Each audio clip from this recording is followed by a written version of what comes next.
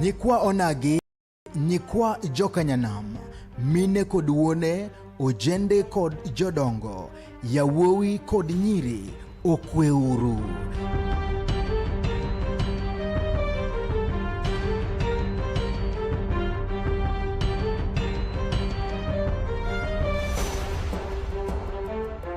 Gima ber osebiro kendo osechoponwa kamora mora mawantie. Wahere, warwake, wapake, wagwedhe, kendo walande ne dhoudi duto matindo kod madongo. Ma en Chuny Onagi TV, Adundo Jaluo.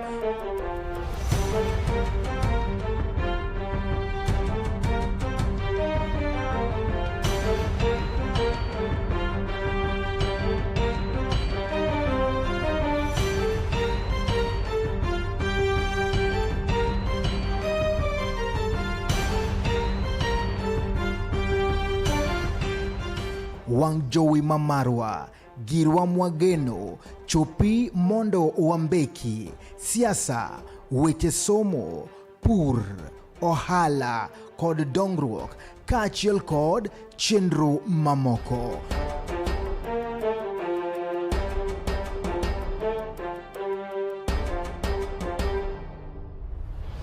Chuny Onagi TV, Adundo Jaluo.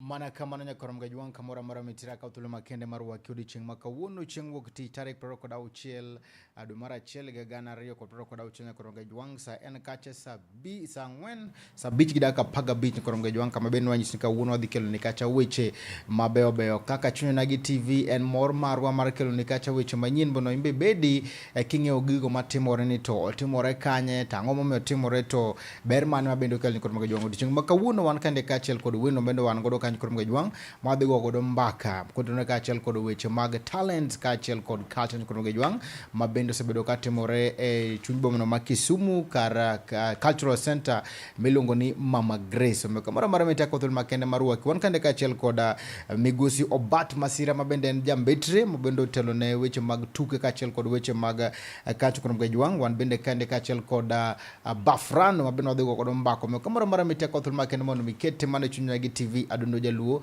kama tai chino ni Enan Steve James aka Nyakwar Nyaronyo wan to kawuono dhi chake mopogore ni korom gajuang wan kande kachiel kod Bafran mabende dhi chako no chino machalo kod kama kod gita mamuol kapok onyiso kata nyinge winja ni to gita no chalo ni korom gajuang Bafrano kapok nyiso nyingi mosna ji gi thum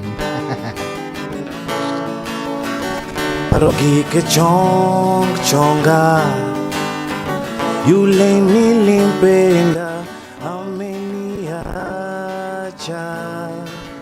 anatima ngojo adwa, kweli hii mapenzi nilikatazwa yawa. Asebedona kuya paro chanda nango, sebedona yuaka lit tok chwere mo. Asebedona kuya paro chanda nango, makura hul jangola hul wechera ni oinga wechera ni omoma wechera ni otama wechera ni oinga yawa. Asebedona kuya paro chanda nango, asebedona yuaka lit tok chwere mo.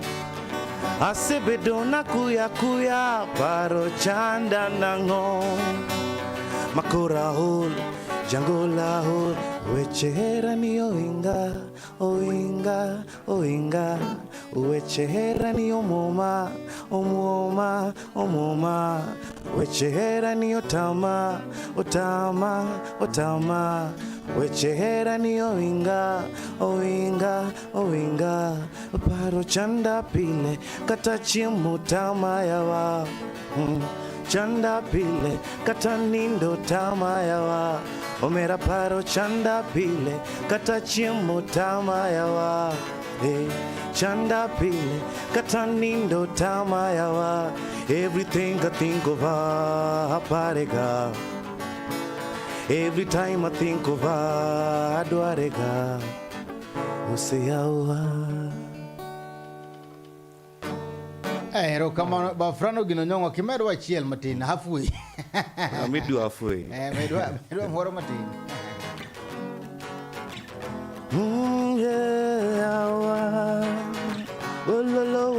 Wololo say oh bad penjo bafrano mi chakono to mane Steve be penjo bafrano mi chakono to mane Sejo penjo bafrano mi chakono to mane awa mato mane mi chakono to mane awa wer no mane mi wero no to mane awa tum no mane mi wero no to mane awa alinge waya tu jogaida chako gwelo gita chako banjo to wiawe chako yengo denda alinge waya tu jogaida chako gwelo gita chako banjo to wiawe chako yengo denda jangolo mano maneno uchieng mano maneno yawa ochibo mano maneno uchieng mano maneno o bad penjo bafrano mi chakono to mane Steve be penjo bafrano mi chakono to mane Sejo penjo bafrano mi chakono to mane Masira penjo bafrano mi chakono to mane mato mane mi chakono to mane wer no mane mi wero no to mane bafrano yeah hera machandicho nyako chato mane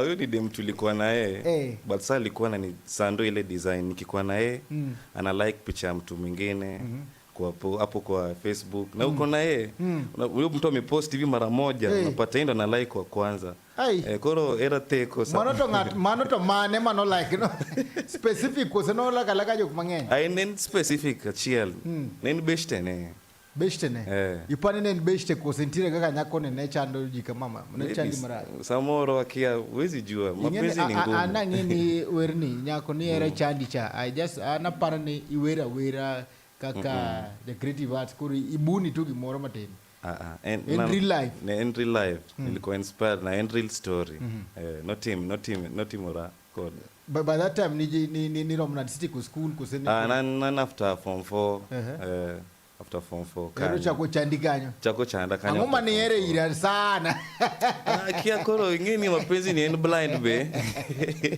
ukinyangeo lakini koro ana get inspiration from myself in experience to bende get inspiration pia kwa marafiki zangu ukiona vile wanapitia kwa mapenzi ama anything na si mapenzi peke yake inaweza kuwa ta life thing because gino mia kelo paro moro kandi nyalenda kandi nentire nyako moro mane odere nikech weche mag hera donge to waneno kaka bende gini kelo ga nyaka mental health ere kaka ini konyori ka mwacho ni aisulu kose no lokore no lokore ni mindo saa una change unachukua hiyo situation unaandika nao ngoma so unapata very sure watu wengi wame experience hiyo kitu hiyo kitu umeandika kuna watu wana experience so I think me as an artist nikiimba ni we pia kama msiana experience hiyo kitu nilipitia utaona nilisurvive na ningeichukua ile for fun it's not a real thing unaona hata kama ni mapenzi mtu asizinyonge kwa sababu umeacha manini unaona by that time odokai isedonja thum nasigo thum achako thum before hata hapo high school in primary gima yudo kandi ni nyae samoro wanyalo tiyo gi art mabende koro miyo kwa bedi gi paro mang'eny kendo golo ni paro ma di bedo godo marach cha exactly omiyo gima apa ne gima fwenyo kandi ni Samwaka legi kata jo matino bende kan no gidi winje thum matin. Kiwinjo thum mokal winj message. Message di change. Imagine music ingekuwa. Ungeto na survive aje. Juu unapata msee akifanya hata kazi yake anasikiza muziki anapatia morali. Msee akisikiza kama na feel vibaya ameweza kusikiza song ya vibe ya klabanga hata feel vizuri unaona ina heal msee na ndani and you never know kama ina ku heal but it will heal you. Yeah, so that's the power of music. Wow. Song mwero mara rio no mano obat pejo ni mano to mane koro no bedo inspired nikech yani umanza chako song mtu anauliza ni kama anajua hii song ni gani. Koro obat pejo ni mano mane sejo bepenjo baba bepenjo ni wanakuuliza hiyo ni gani umeanza hiyo ni gani umeanza hiyo najua tunaijua. I don't know kai you are singing iweriti igogita ma izarea talent mondo bedo ngata chill matimugino ndire kama bedo vile nilisema ni maza muziki kitambo kama kwanza gitaa nilianza kuplay nikiwa class 8 nilikuwa na gitaa ile ndogo. Hapa ni school be matter school matter nilikuwa na guitar but I didn't know how to play hiyo school na guitar. School kuna guitar lazima ujifunze but nili through YouTube. Alafu pia nikapata mwalimu fulani akanifunza kidogo alikuwa one of the CBK band. Like when did you realize this talent nini talent ma kaka korogweriwa donja thomne angogi ni mane ipani no motivate mondo me ni talent nini thom kaka piano benitie piano benitie kaka na chako thom ilianza nikiwa class 3 huko. Nilikuwa naenda shule na nilikuwa nasikiza masongs za akina Papa Wemba kina George Ramogi. Every time nilikuwa naamka asubuhi. So every time nikienda shule tumbeginiwi father your parents nagogega yote kora na this school kaham song ma Papa Wemba kata George Ramogi Aflina. So hivyo ndio ilianza grow primary adonjo scouting ne wabi camping onengi campfire ne wawedga kanyo adonjo high school at CU music kanyo Diego conduct dancers Omabei kanyo. Akori se wuotho jay ma music. Machako chon. Parents magi jonyuol no ko wacho ni idhi kethori nikech ng'e jok mane dhi thum chon ne wacho ni magi jok mose bai. Okay, degi chako kamano lakini vile niona vile na grow pole alafu iko ndani yangu. And alafu pia the way I proved them wrong pia. Knowing guitar and knowing how to sing. So they just decided to giwe ya kamano. Ma anyundi moro onge lane ngat mawere e anyundi kanyo. Onge. Ma you broke the record. Kara kino ko chuno ya koya bloodline ko chuno. Lakini akia maybe ancestor. Maybe my ancestor maybe nigi werga. Ko se mai juogi.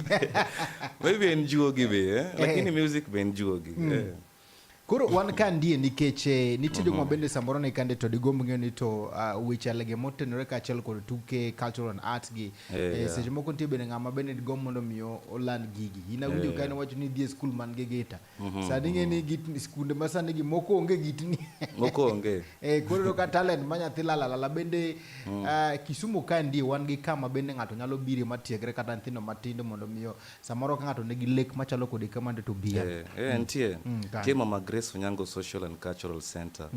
And kanyo anapunjo thum nafunza guitar nafunza vocals na pia keyboard. Yeah, so pale it's free for everyone, just come if you want to nurture your talent.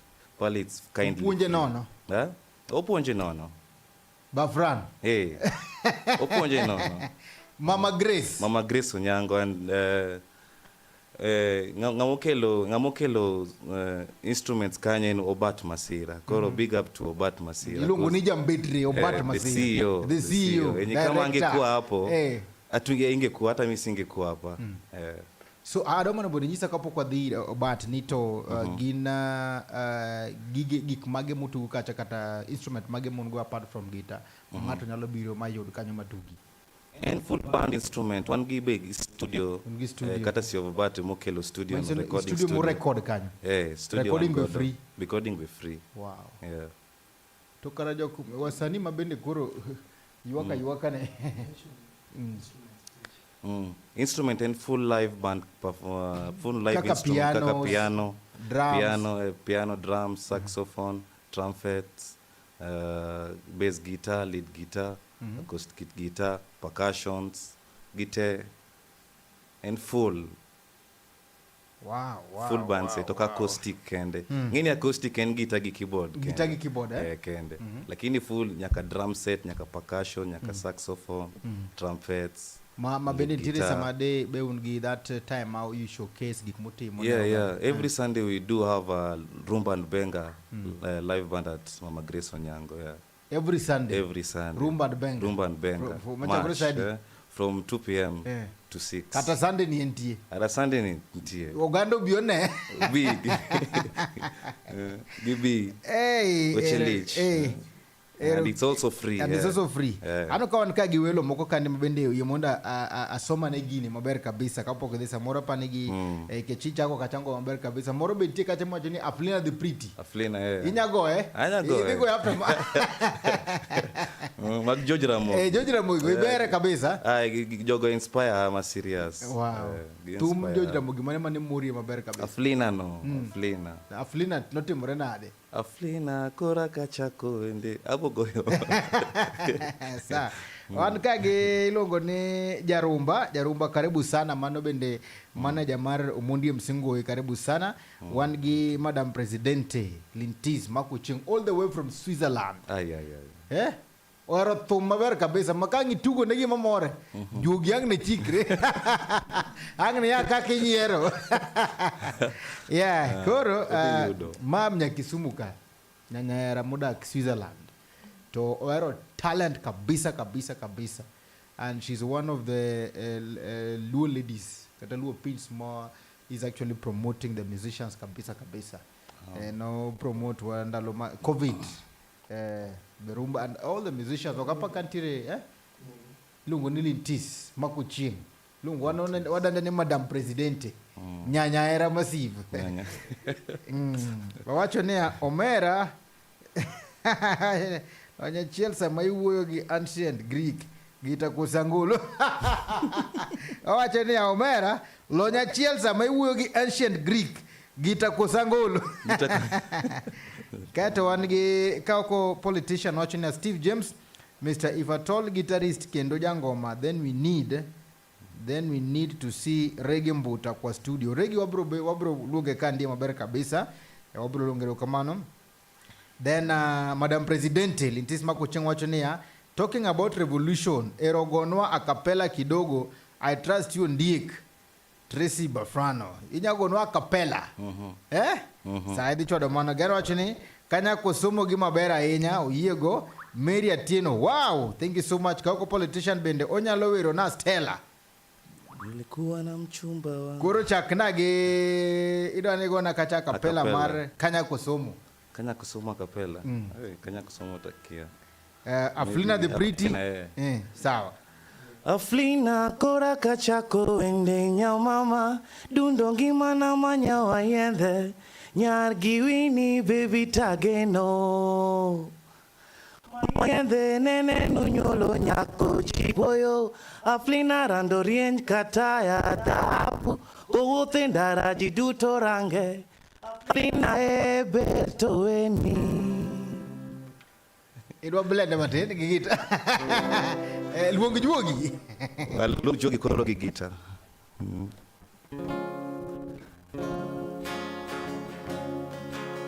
Aflina kora kachako ende nyamama dundo ngimana manyawa yedhe nyar giwini baby keno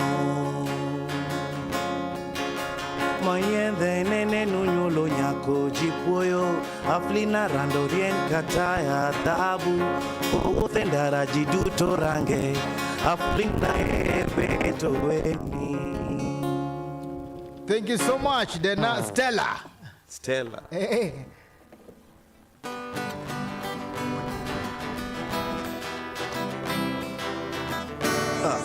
Nilikuwa na mchumba wangu tulipendana kama nyama choma alibahatika kwenda ng'ambo chuo kikuu kwenda kusoma miaka 8 kule Japani kusomea udakitari o Stella wangu oh, bo bo bo bo bo. Asei, mi nilikuwa na mchumba wangu, tulipendana kama nyama choma. Alibahatika kwenda ng'ambo, chuo kikuu kwenda kusoma. Miaka 9 kule Japani, kusomea udakitari. Stella wangu oh, bo bo bo bo bo. Hey. Ero kamano nya koram ga juang, ero kamano koram ga juang. Apa ni next time ko biro kanto diketu nikacha Jack tuwa dema ber kabisa. Koro wadwane full band ino bika mwadwane. Ukiwacha nwange full band wapunje tuwende ni solo. Sawa. Wadwane na vocaliste, drummer, nyaka yobeska. Apa na mnagani? Nyaka saxophoniste. Nyaka saxophoniste wadaka kangegoe. Gini jalo wacha dia watu wade kama tokara. But again uchi wade koro wade ka another time ono mwana ka chokoronga juang. Podwan kande ka chel ko lunga ni Bafrano. Adomo na mi ane tulo mo de dend no nyingi ni to Bafrano jakanye ka to wachakwa wuokendo gi director Jambetri. Anilunga ni Frank Ochieng mano jina ya ID kasto Bafrano in artist name.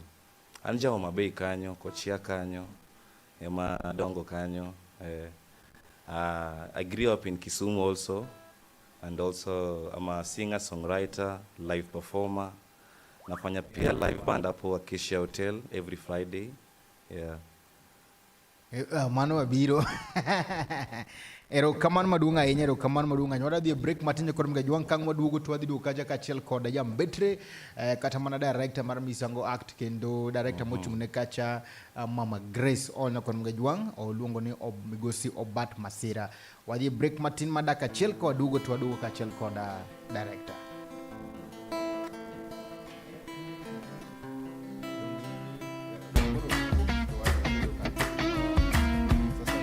Looking for furniture that speaks comfort, style, and strength? Welcome to Kolweny Furniture's Kisumu, where quality meets affordability. From elegant sofas to strong beds, stylish tables to modern cabinets, we've got the best furniture to turn your house into a home. Enjoy great prices, long-lasting durability, and reliable delivery services right to your doorstep. Why settle for less when you can have the best?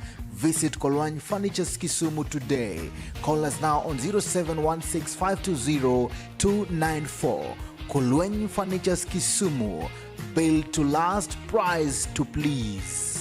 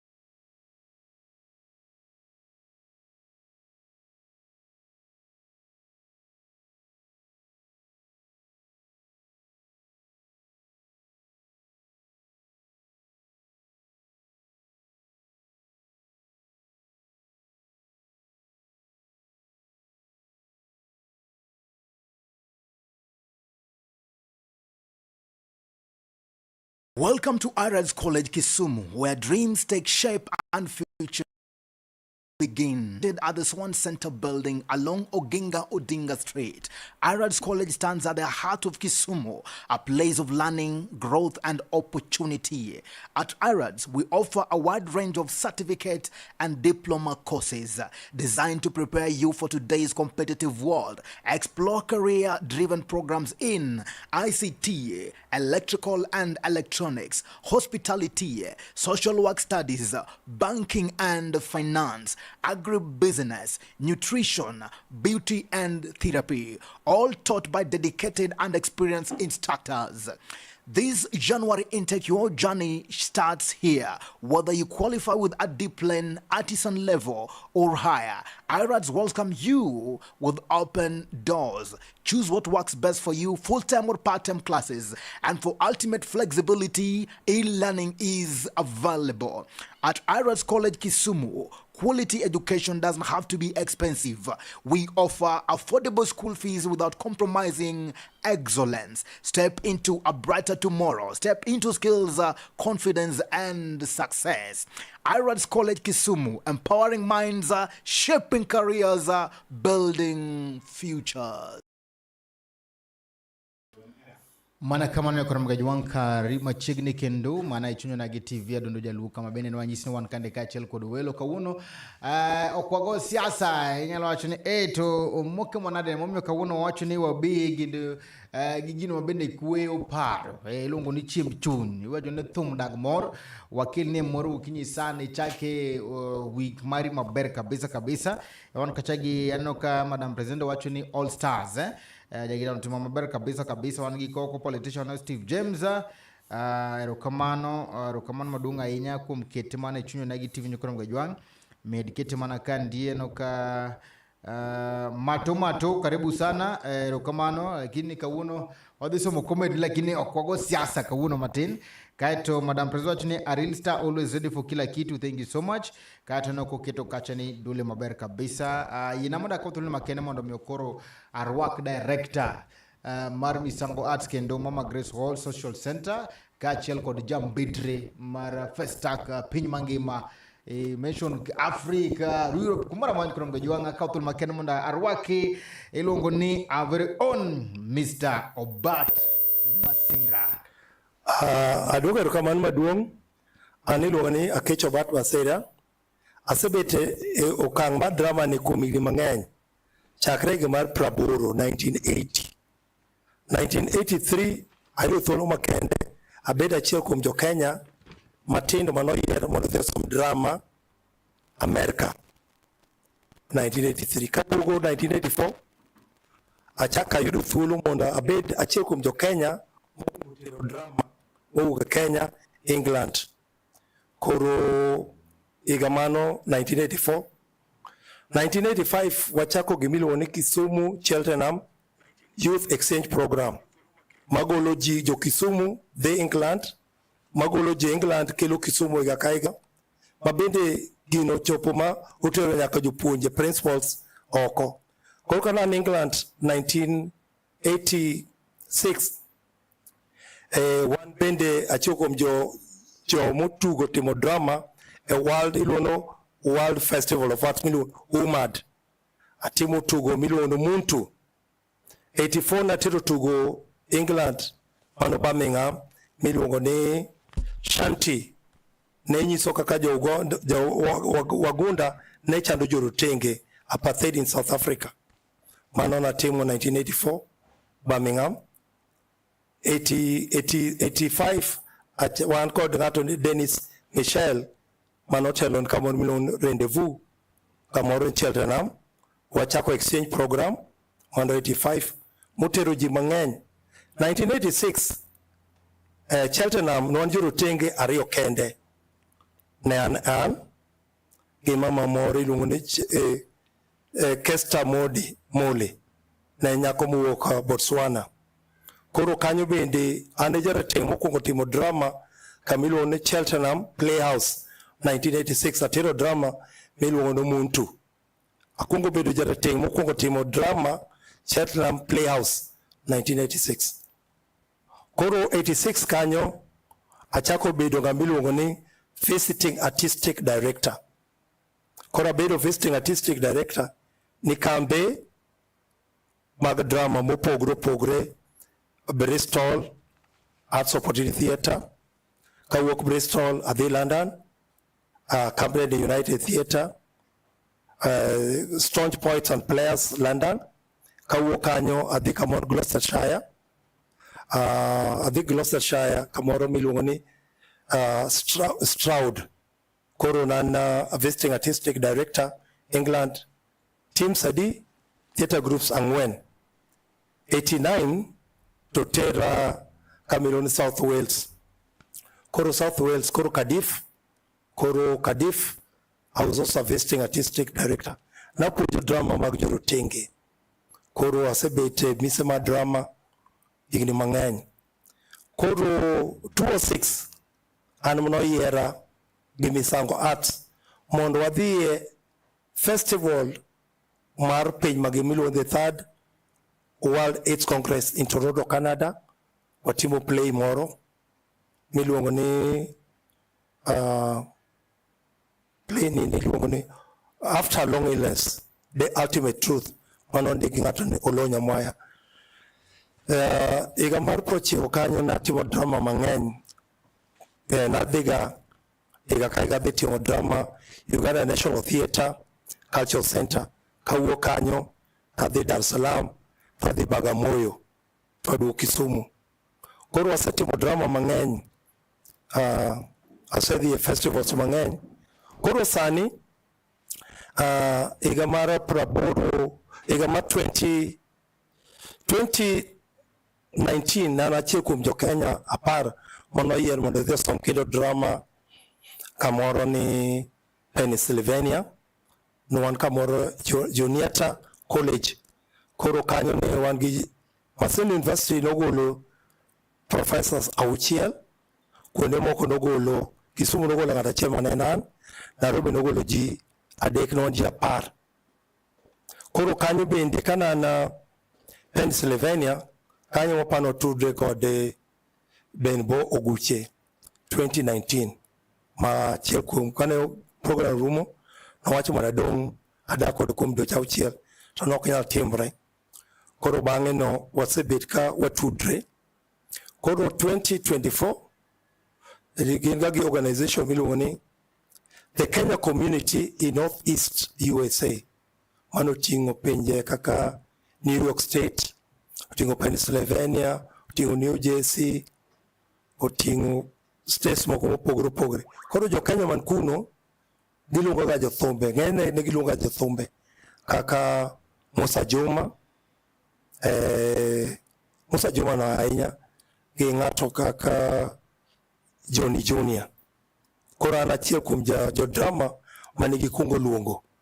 Koro kano luonga to negi tera baromo gi meya mar Allentown City, kendo gi tera adhi aromo gi meya mar New York City mondo wanen to ere kaka onyalo chako exchange program. Kech New York gi Kisumu are vibrant in terms of arts. Mane kuonde ma mise mag arts nitie. Koro Kisumu nitie mise mar arts, kech ng'ato ni iluongo ni Professor Okot Pabitek. Koro 2023 no luongo mondo represent Kenya e gimiluongo ni First Track. First Track iluongo ni the World of Black and African Festival of Arts and Culture. Nochakre higa mar 66 gi president mar Senegal miluongo ni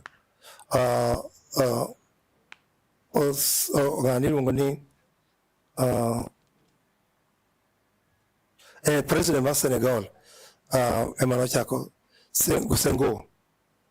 Koro ka nochake 67 ne ging'iyo to ere festival manyalo kelo jorotenge man Afrika gi jorotenge man diaspora oko mar Afrika. Koro bang' mano ochako kawo higni 10 kapod ok otim nikech nitie lweny e kind Biafran War, jo Nigeria ne gore kendgi. Koro 77 otimre piny miluongo ni Lagos. Bang' Lagos kendo ochako tho. Ochako chier Arusha 2022. 2023 oluongwa kaka jo misango watimo tugo miluongo Okot Mabitek on trial manonde gi japuonj miluongo ni Afre Ojwang. To tugo ni notugre maber ma joge ne mor godo. Koro wakwayo gin the festival nobiro mar the 5th World Festival ni kuyie ukele Kisumu wandiko proposal manokele Kisumu manotimre. Koro kelo festival no Kisumu ka nabedo jambetre mar Festac. Koro nyaka chieng' tho onge nyasi mar Festac mokabidhi tabo bedo achiel kuom welo. Koro mano emomiyo nomiya tich mar iluongo ambassador mar Festac. Koro kata higa chande noluongwa mondo wadhi Ghana, Accra. To nwaiko tugo miluongo Angola Venezolanos Voyage. Manyiso ni en sigand jorotenge ka wazungu pod ok obiro, ka ukoloni pod ok obiro, ndalo ukoloni, ndalo independence gi bang' ukoloni, chandruok ma jorotenge mane Afrika man oko nie. Koro hai marach ne Kisumu County nonego bed ni miyo sponsorship, to hai marach ni pesa nokoyudre, koro nokwadhi. Koro kendo jo Festac ochako luongowa. Festac madhi timre igani odhi timre Senegal kuma nochakre. Higa manyien obro dhi kendo Lagos kuma notimre mar ariyo. Koro jo misango oseluongi. Koro kendo wan gi miluongo ni World Talent Federation. Koro World Talent Federation bende nobiro nikech Kisumu ka nitie talanta. Koro ka noyiera mondo ager talanta. Koro higa mar 2020 nitie gimiluongo ni Kisumu Social Center. Machon kanochakre niluonge ni African Social Hall 1960. Moyaw dhot niluonge ni African Social Hall.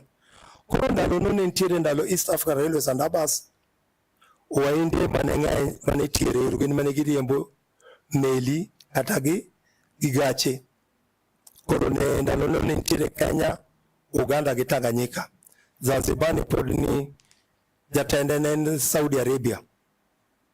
Koro kanyo ka nosetimre to koro e Festac ka noyiera kaka ambassador.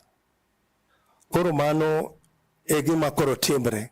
Koro World Talent Federation nochakre 1975 to osewuothe pinjegi piny mangima to nyaka nene pod ok obiro piny Afrika.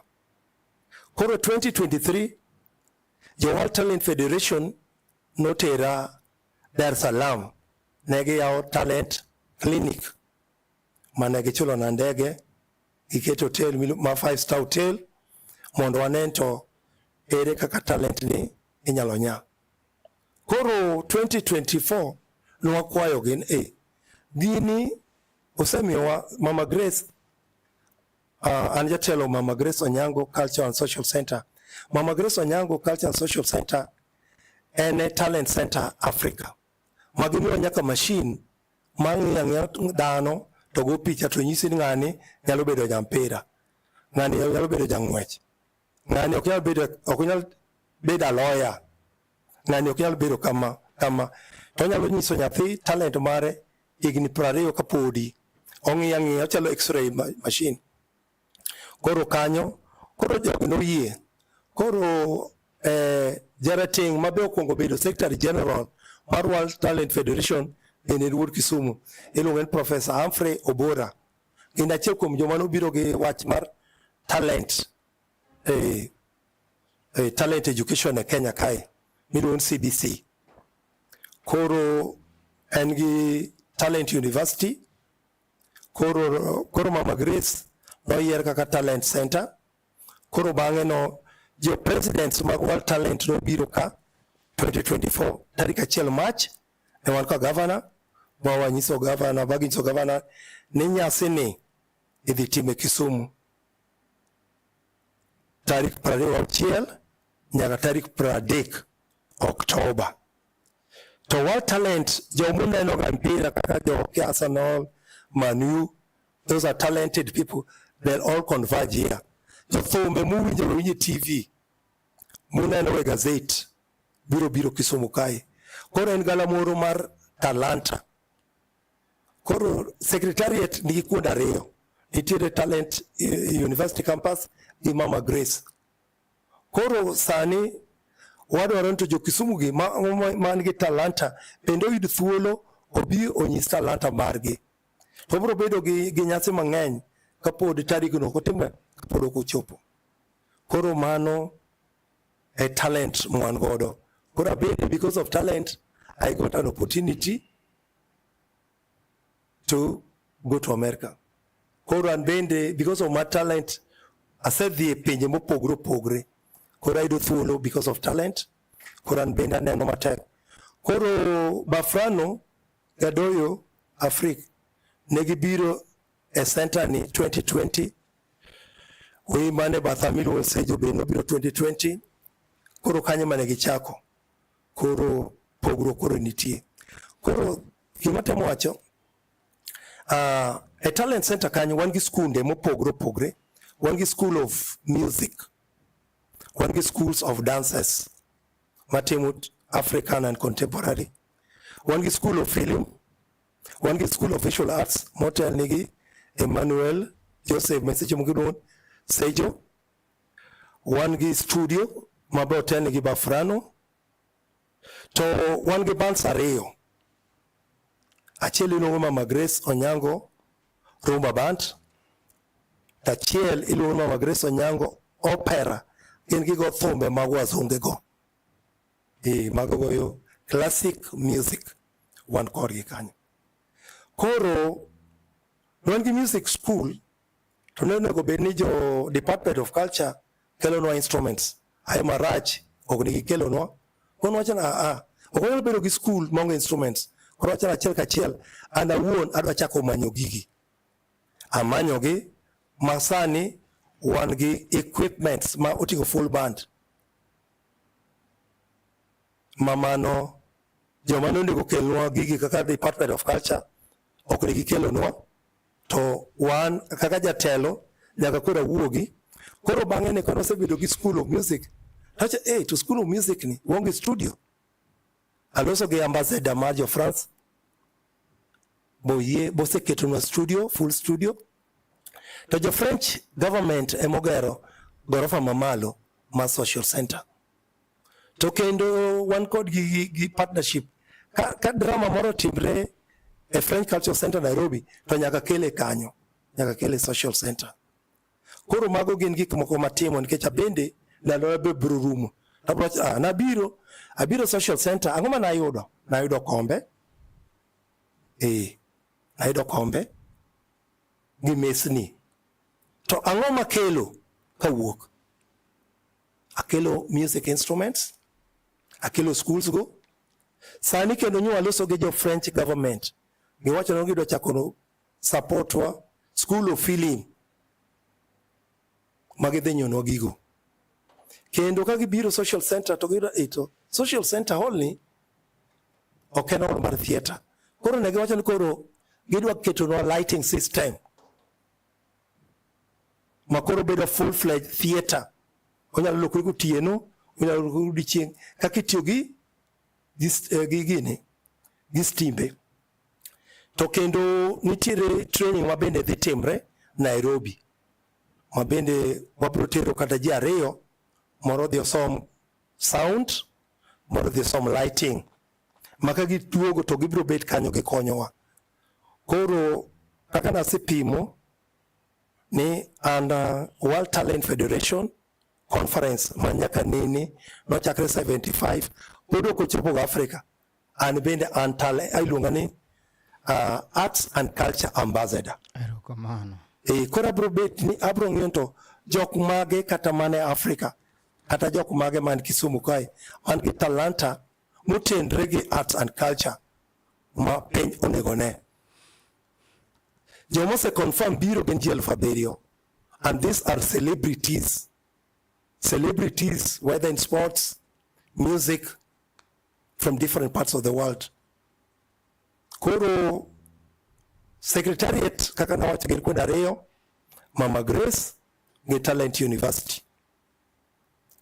Koro nentie gimane jogi nedwa mondo ondik justification ang'o momiyo Kisumu nego host this World Talent Conference. Jomage wandwa mondo ndiki. Presidents mag the world. Unwakwayogi. Pod ok otimre Africa. Kowuok Europe to the America to the Asia. 1975. Kono andiko gimomiyo Kisumu onego beni host. Kisumu kae nose host gimilon World International Drama Idea. Nino na Idea Festival. Manutingo penye mopuonjo drama university teman penye mopuonjo drama nobiro ka ijomatimo drama 1997. 2022 Kisumu chako host another African festival milone Free Cities. Then 2024 Kisumu chako host Festac, those are world festival.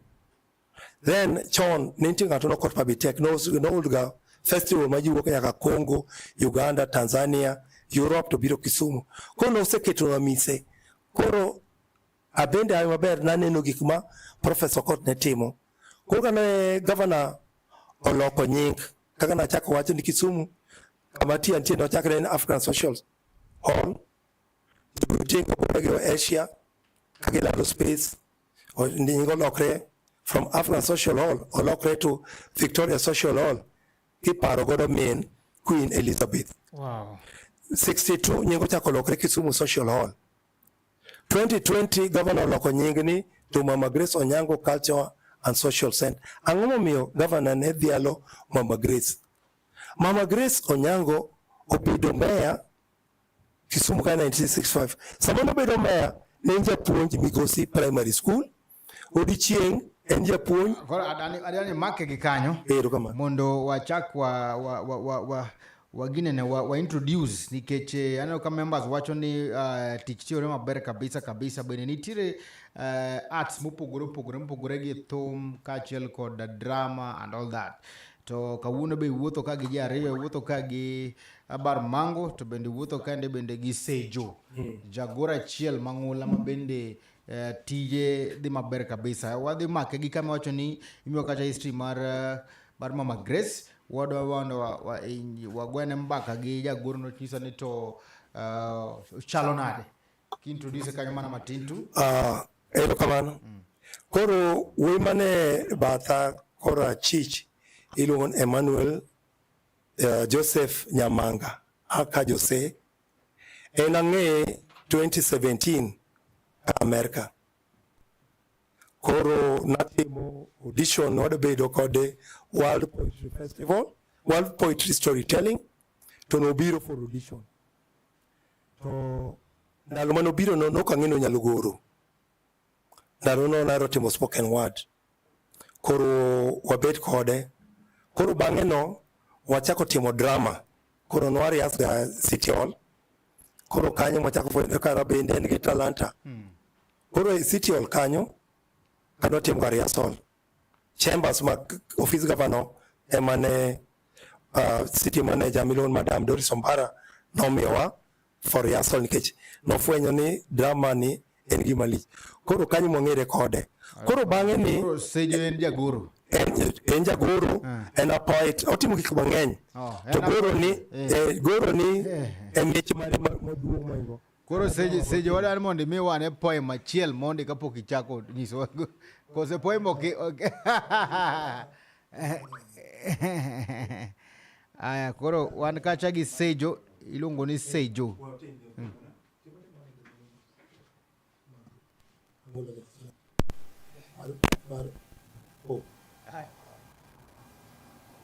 Young Pope Nicholas V. Today, I declare that all blacks and dark-skinned people of Africa be enslaved. I decree and declare that all their lands, wealth, and kingdoms be annexed. I empower the King of Portugal to take charge of this papal declaration King of Portugal. I, Pope Nicholas V, issues the papal bull of damned divorces, granting King Alfonso V the right to reduce Saracens, pagans, and all non-believers to hereditary slavery. King Alfonso. Erokamano. Iwacho ni mondo machielo nyatemo. Aya. Machon. Okay. Yeah.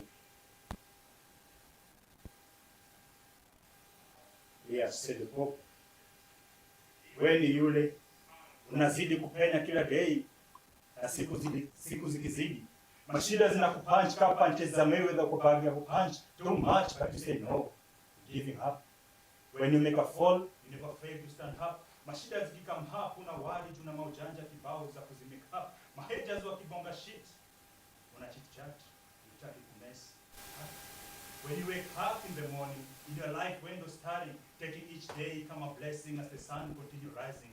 Daily una struggle, unachapa kila hustle kwa geto jina. Hustle. When yule. Asante sana. Weni yule, eh? Yeah. Unaweka punch kama bag punch kama ya Mayweather. Thank you so much. Makorilo ngoni Sejo. Yes, Sejo. Sejo wood kanye. Aha. Andan Sejo wood Kisumu kai. Anja Kasagam. Korwantie Nyalenda. Kibetok dago kanye. Kasagam primary. Kanye kumakoro. Kwaruni lungo nenga. Kwarwa. Apot nyakange kwara ki bwana. Yeah, kwara nyakange. Kwara lungo ni Hilarious. Dinda. Okay. Fadena ati lungo ni Peter Nyamanga. Peter Nyamanga. Yeah. Erokamano. Nerwa chiel moro me pakrigo. Ngeni arts bende kendo mi kel adwa mondi kel jugi makani. Kanea koro nyinga madongen Joseph Okelo Nyamanga. Nyamanga. Koro Nyamanga en nying fadena. Alafu Okelo en nying kwarwa. Kwaru makamade. Wow. Koro nyinge nen nga Okelo. Thomas Okelo. Yeah. Wow. Mano koro en kwarwa. Baba jugi no ya kani iko seka mane gima koro bedo tamba ng'eyo matin kech. King'iyo both sides ntiere art King'iyo kor gi madhina ntiere art magoro. Kor gi madhi manga. Madhe kor gi madhe. Kokelo. Kokelo ntie jogoro kono. Ma gin gi kunde mag yawo madongo Nairobi. Gi Nyakach kanyo be ntiere kumoro. To koro kiduogo kor gi fadhina koni koro timo performing. Yeah, nkech both fadhina na musician ower though en choir. Madhina be no join koro gi te gi wer. Choir wero mar church. Mar church wer. And then kendo kor gi fadhina kae be koro part ma performing koro wantiere gi Father Temo. Father Temo is a performer, but at the same time, and a visual artist. Yeah.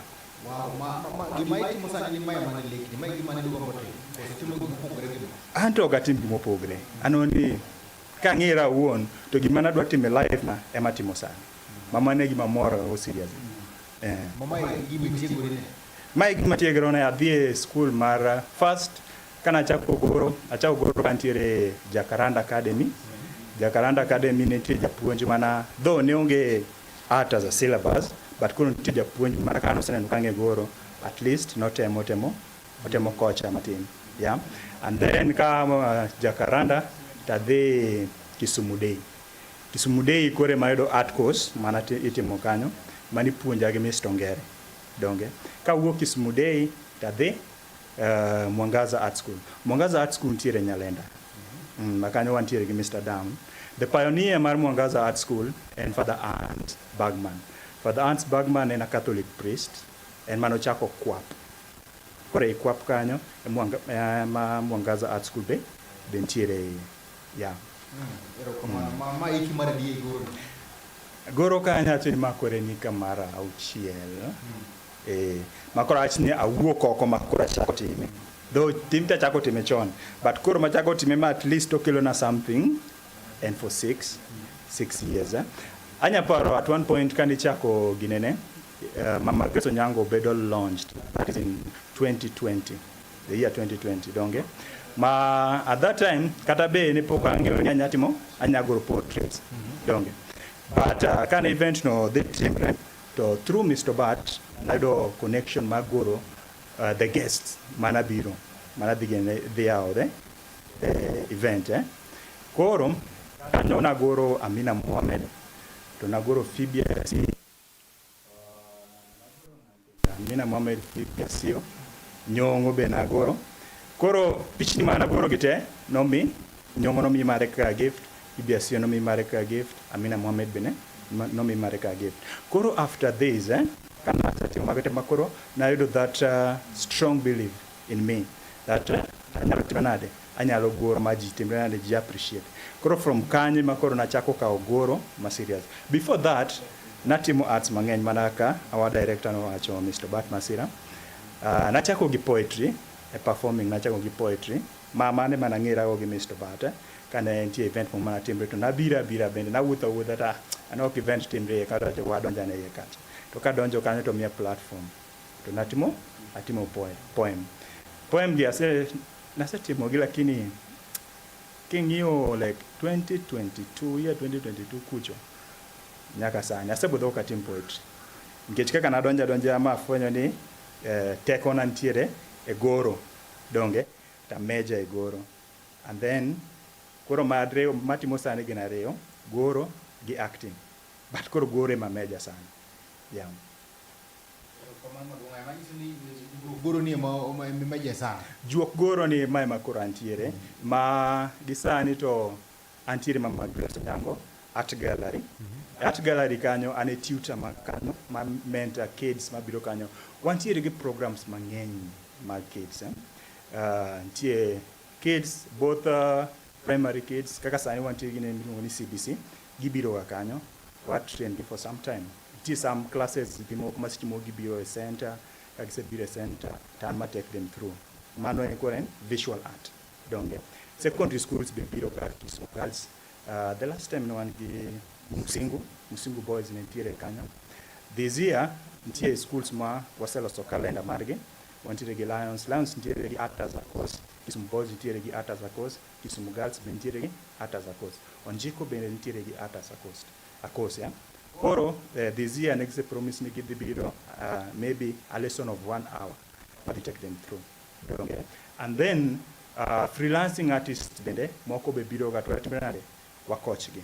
Koro benefits ma freelancing artist yodo any as Mama Grace Onyango Art Gallery ntie exhibitions mo organize ga ntie restaurant moro kan maduong makoro each and every year wabedo gi exhibition thrice go through exhibition artists ma ntie around Kisumu gi moko bende mo do nyaka artist ma Nairobi sani currently one gi artist ma Congo and then ma Tanzania bende gin gi artworks kanye e studio artist ma moro bente Mombasa artworks ntiere kanye e studio koro gimomiyo watemo mondo abed gi diversity mar artists akonde mopogore any mondo artist wa ma within ma Kisumu sasa magibiro magidonje gallery at least give the exposure ginyo ni gini okonego be na time mana kumantiere ocha ber ka ko biro Mama Grace Onyango Art Gallery oneno art ma diverse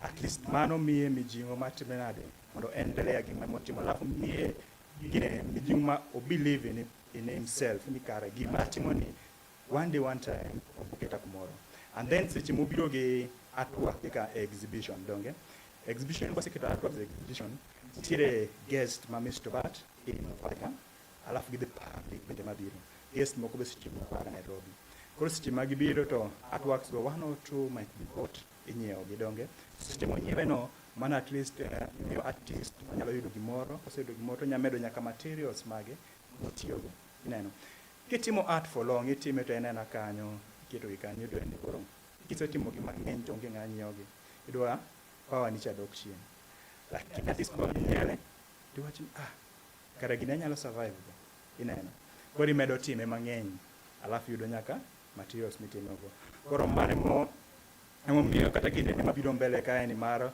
World Talent Federation mabiro ni event mabiro maduong' ngani.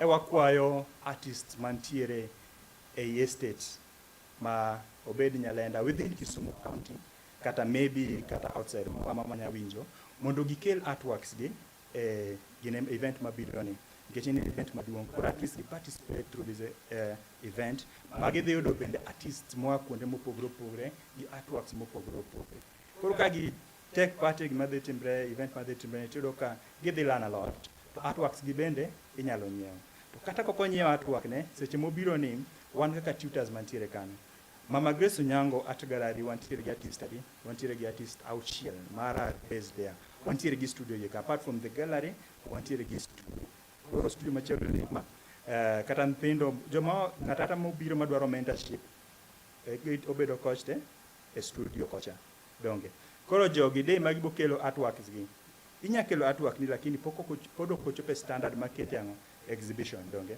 wabo mi the right standard mar artwork mon kako negetime the finishing mar artwork ni mondo timnade okete exhibition market timo before kikelo kata artworks gi before the day mar event wabo ng'eyo ni artwork ni nini odhi kete exhibition koso kidhikete ok dhikete ang'o mi ok dhikete benya dok mondo tim mondo bede standard mar required mondo bede exhibition koro mane momiyo wakwayo artist mamoko ma within Kisumu County mondo gibi Mama Grace Onyango mondo event mabiro ni mondo wa make event obed a great thing nikech jomoko ao kokabiro e county wa Kisumu sejo ara penji jo na ndalo moko nano ka along the streets ki kaya kondele kidhi donga akadunga beach no wan a lot of art manentire kunde bubatindi akanagi mostly art akende to jomoko bende wacho ni art ni onge pesa mano to ok giriambo lakini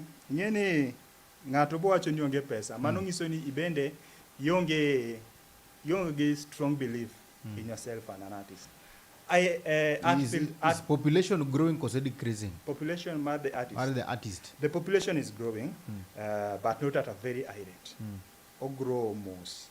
Nkech sani through our governor, kakano say our Mama Grace Onyango Cultural Center, to some point, or improve the art scene in Kisumu. Maki compare, like, go back, like 7 years back, donge, togi sani mawatiere 2026. The art scene opogre. Moro cha nentiere piny sana.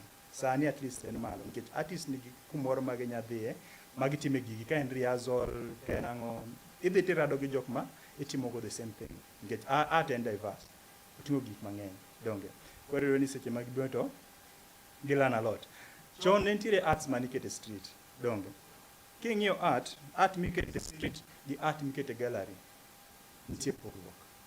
Idoka art mukete street okae to keta kanyo buru goe ang'o gire ginene or reduce the standard the quality mar the artwork but kokete gallery kuma kata ng'ato kubiro to nene en kumoro ma decent to idoka artwork no be value ne pod ni malo ng'ato ka ilo ni ng'ato ka artwork ne mogoro gi paint maybe mas standard to kete kuma buru goe and then maybe a tourist to biro Kisumu okalo to neno ka artwork ni piny kone ne ka en piny ntie kata artwork no kane idwa 100,000 to leading at you to de ka en piny elo ben worth it okay en worth 100,000 donge to ko yudo ko kete kumoro ma duong kamae e room moro maber mober furnished maber alafu bedo hanged kanyo yudo ka value ne medre koro mane momiyo sani ntiere kaka Mama Grace Onyango Art Gallery kuma wa collect art mag artist ma Kisumu makidhi kanyo tibodo arts mag Kisumu artist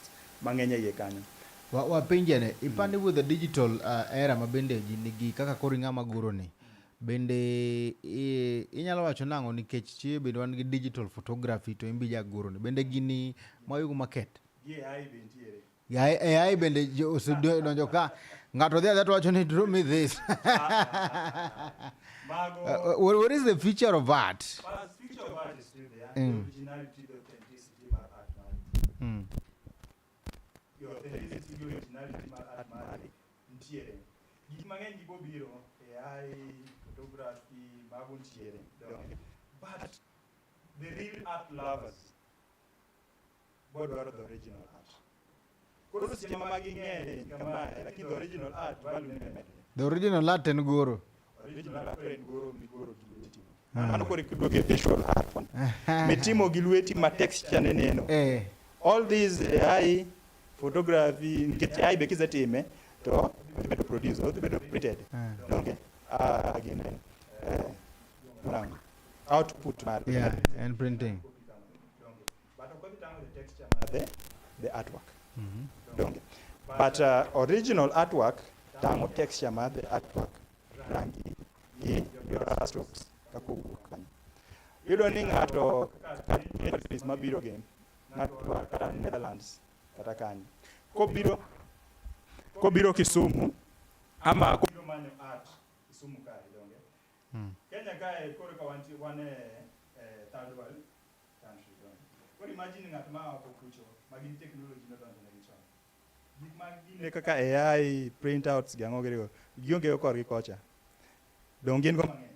Koro ang'o miyo gi kocha ka gibiro kon. Gibiro koni mondo ka en art lover to biro ng'iyo art ma depict our culture as people of Kisumu. Donge. Art mane ma usore ahinya, art mane ma usore ahinya, en goro portrait mag goro dhano kose goro ma sellable ahinya. Art tedo gin sellable lakini koro king'iyo Kisumu kae, Kisumu ka mostly kata king'isa ng'ato niya an artist anja goro. Moko penji niya inyagula. Mani moko penji moko. Koro niya for our sustainability as artists in Kisumu, first nyaki portrait, nyaki meje portrait, mondo yud quick money. Donge. And then koro ntie arts moko makoro take time. Kaka we create from own, you are the original producer. Artwork will be very expensive, eh? Onge minyado less than. Mana ka size bitindo tindo. Get an art moki copy from anywhere. An art we borrow from your own mind.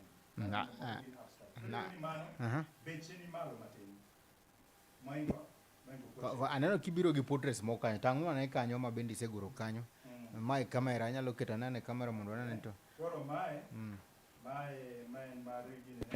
MP Mamuroni do poka tiko gore poka ene process anyalo lifte gi malo kama ene process poka tiko gore king'iye maber iboneno ka kode no podi teni no podi kata face ne no be poka tieko maber pod ene process pod agore mano maro onyango koyo mamaro nyango koyo MP Mamuroni mano kawi how long kilose ma ka loso nyaka wa 1 week 1 week kech ka poka tieke nitie details ma koro kadhe miye to kiwe ne te uso negadi maka wene ta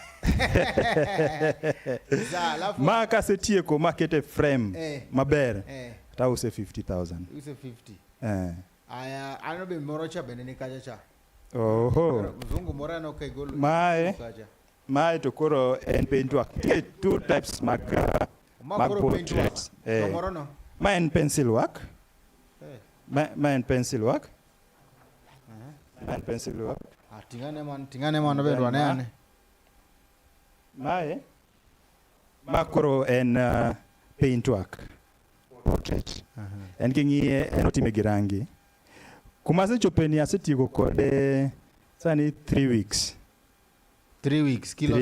kalose lakini pod obona pod okatieke sani inoka pod entiere halfway done kata details mag wiye podi en halfway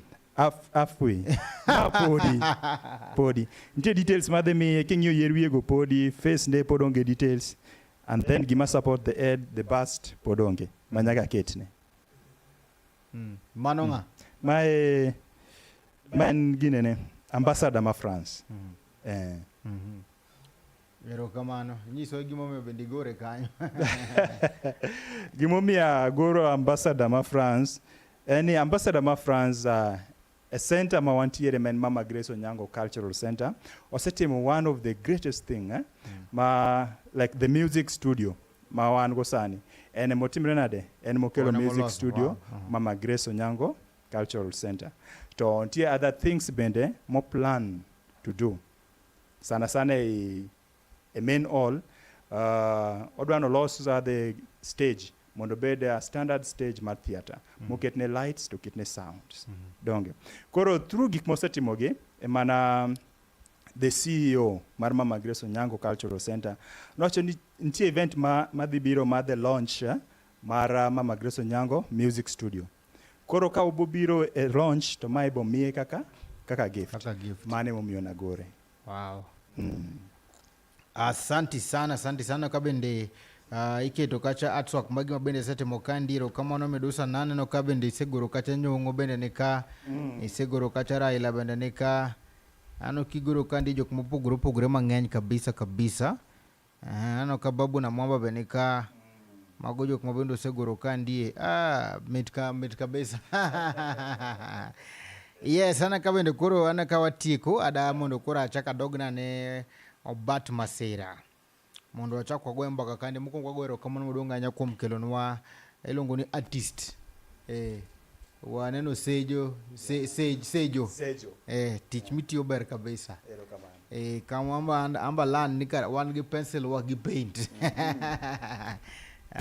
so it can take you like one week mondo mi los gima chalo koda kama na gima ber kabisa kendo wanyiso ganda mabende koro kete Chuny Onagi TV kandi jalo mabende samoro ne gi nyathi kata skunde mabende punjo art apani Mama Grace is a good place mondo miyo iter nyithindo bed gi milongo ne exposure gi neni to inyalo time nango mana kaka isawacho ni art chulo chudo maber kabisa Obat Masera itiyo tich maber adoka kamano wacho gigi kapod angima ok ne ber kiwacho gi asetho koro gima duong' ne omiwa kwachako culture center to governor wacho Obat wami ot Obat wami kombe gik modong koro par create dream of what you want koro these are the dreams koro kwa idoka nitiere wacho ni ikelo instruments the Department of Culture kelo instruments koro gikelo wacho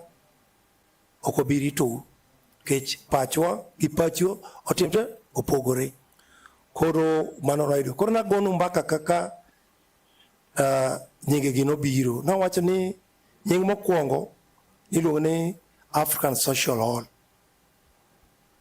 bang'e no to ndalo no ne ndalo East Africa Railways ne nitiere Kenya, Uganda gi Tanganyika koro joma nitiyo mang'eny e railways ka ne gin wainde gin mane giriembo mende kendo ne gin mage giriembo gache koro kane giromo to gidhi social center to nying mane nitiere ndalo no iluongo ni African Social Center jorotenge nomonjogi bogoyogi omak jorotenge tiyalo gi chairman ma ndalo no niluongo ni Stanley Everett be nene meya mokwongo kendo mogik ma Kisumu openjo ang'o miugo wainde gimo minogo wainde ang'o wainde no biro tugo African Social Hall nolok nying to Victoria koro ng'ama nokwongo bedo kanyo jarateng' niluongo ni director Ezra Gumbe mokwongo bedo jarateng' mokwongo bedo director nokaw kuom mzungu miluongo ni Mr. Manderfield kosekaw kanyo otayo kanyo to koro kanyo mo Court Pabitek be bire koro Court Pabitek biro koriembe Uganda President Obote ne dwa nege koro okele Kisumu koro kanyo nene mokwongo ndalo no nene jarateng' mokwongo bedo director mar Uganda Cultural Center kata Uganda National Theatre ma asetime drama kuom higni 5 malure koro kano biro gik manego be notimo Uganda Cultural Center gi noloko gi botimo Kisumu Kisumu bedo the cultural center of East and Central Africa.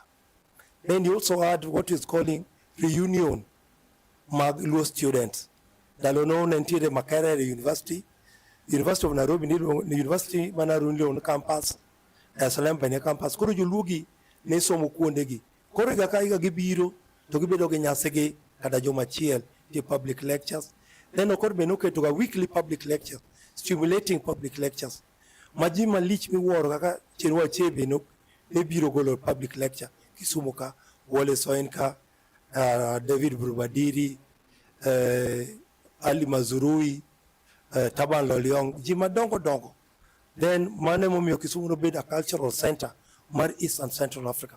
Gik mane timre Kisumu kae ok ne nyalo yudogi kata Uganda, kata Tanganyika, kata Zambia, kata Zimbabwe. Ineno.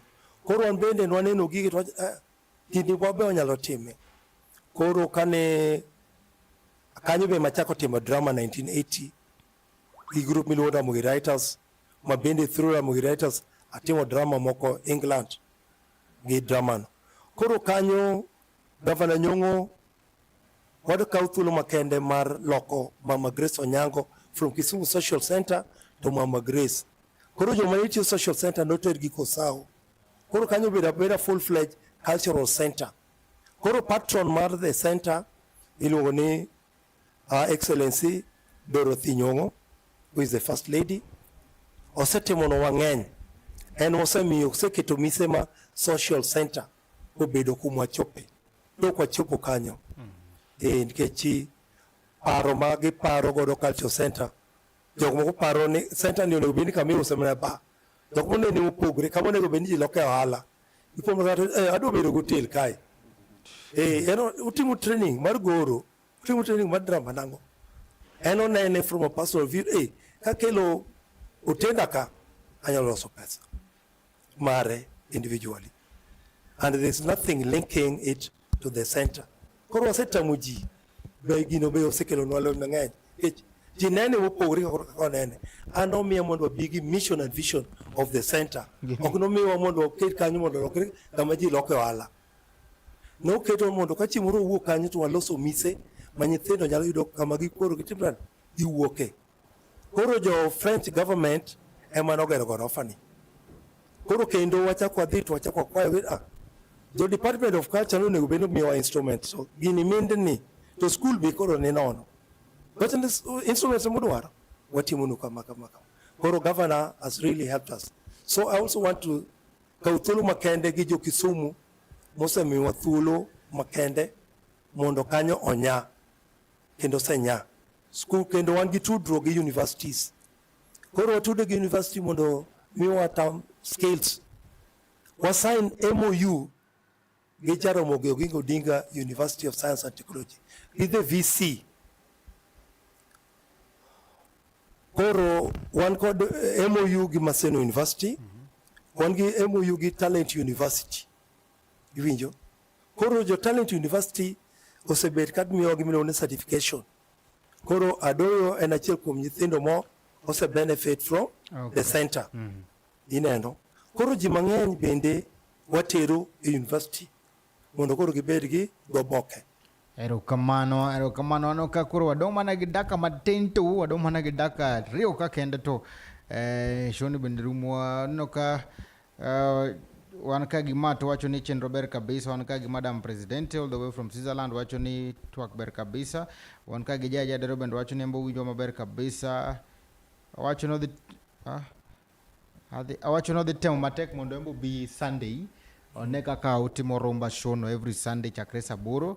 Kato bende wan ka gi Linda bende wacho ni nesero erokamano maduong' ahinya, wan ka gi Matoto wacho kacha mana weche mag siasa. Ko kamano to akaw thuolo makende mana man mi daka machuok mondo igone oganda jo Kenya na mpononi ni kata gi wach mogik ma bende digo mondo nyisgi mai thuolo mari kata wadhi pango thuolo ma mondo koro mondo wami thuolo mar kendi ano ko wangado sejo to wangado bafrano wadwa mondo balance koro ngendo wadhi pango richo maber kabisa mondo mi bafrano binwa ka gi band ogwelna maber kabisa wamida kama timu mondo mi oneka kitimo director bendo binwa kacha gi iluongo ni the poet gi drama Ano kutimo kacha ni mara ila maber kabisa.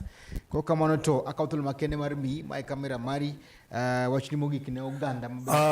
Akautul makende dok ni Onagi TV kumi watulo makende mondo alosi gi jo Kenya gi jo Africa gi piny mangima. Adoko ero kama ni presidente man Switzerland mabendo wacho ni Supinya Nyaera. De ber ka do mor ka thuolo bafrano ng'ata chiel kata gado Afrika iluongo gi gibe gi tim ne nyasi moro iluongo gi dhego ne thom mago joma nomi kipawa. Koro gima duong' madawacho nyasi nitie mabiro Kisumu kama duong' miluongo ni World Talent Conference manyaka nini pod ok otimre Afrika. Watimo thuolo makende mondo obi. Koro do mondo ji okaw thuolo gi. Joma bro loko ohala bro konyo joma loko ohala, joma timo talent be timre. Mar ariyo kendo mogik, Misango Arts Ensemble be ochako luonge e Festac Senegal. Last year noluongo Ghana to ne pesa no kwa yudo from the county. So we want to make an appeal to individual presidento tenyalo konyowa. Wabro dwaro ni jok moko kuom bende odhi nyis talent. We are just making appeal to individuals. Jo siasa mabende chunygi mor gi talanta bio konyowa mondo dwe mar aboro ni jowa gi bondo dhi Dakar, Senegal. Odhi onyise drama malich miwuoro. Wan gi talent malich. To talent ni biro mondo ji osire. Koro wakaw kendo thuolo makende mondo dwok erokamano maduong' ni His Excellency the Governor kuom paro mar loko Kisumu Social Center mondo loke Cultural Center. Od miwa support maduong' miwuoro. Ene wanyiewnwa music equipment wantie Social Center. Mama Dorothy Nyong'o, patron, has been very supportive.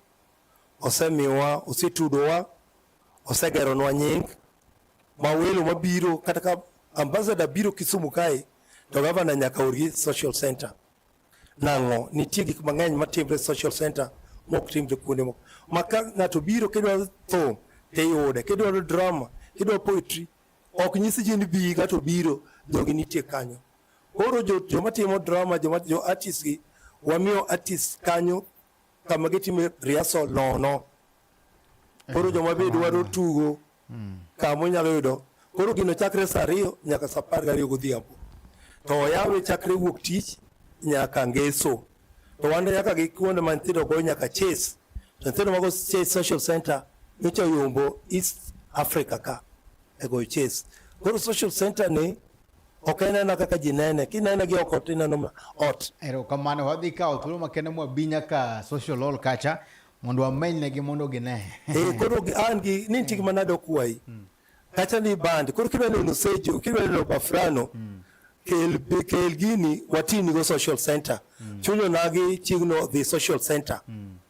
Then kidwa neno kata ma talents mopogre idwa neno jo poetry idwa neno to koro kata kineno kidwa dhi art gallery ibiro gigo te dhi neno. Then wan nyaka gi machine mapimo talanta. Kako time na click kandi erokamano madunga ahinya. Wadhi temo matek mwabi. Mwane menye gi mondo gine. Erokamano. Ko kamano ni nyakora mgaywan kamora mara mitako thul makene maguniro kamano madunga nya kum kete Chuny Onagi TV chakrono achaki nyaka gisani no ka wan kande ka chel ko director wan ka bende gija thum maduong kabisa ka chel kod bende jagoro nyakora mgaywan agoro kamano madunga nya kum medo kete mana Chuny Onagi TV uritu masani nyaka ngwarom kendo kaja odicheng mabiro. Erokamano ne bende midusa mara mar chenro ni longo ni Nelson Mandela Okore Kachel kod in janeno giwende director erokamano Sejo erokamano Bafrano erokamano oritu masani nyinga and Steve James aka Nyakwar Nyaronyo.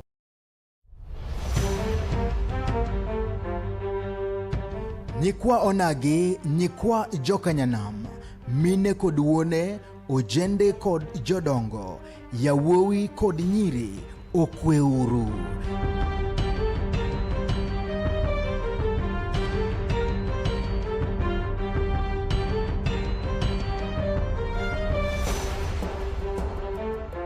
Gima ber osebiro kendo osechoponwa kamora mora mawantie. Wahere, warwake, wapake, wagwedhe kendo walande ne dhoudi duto matindo kod madongo. Ma en Chuny Onagi TV, Adundo Jaluo.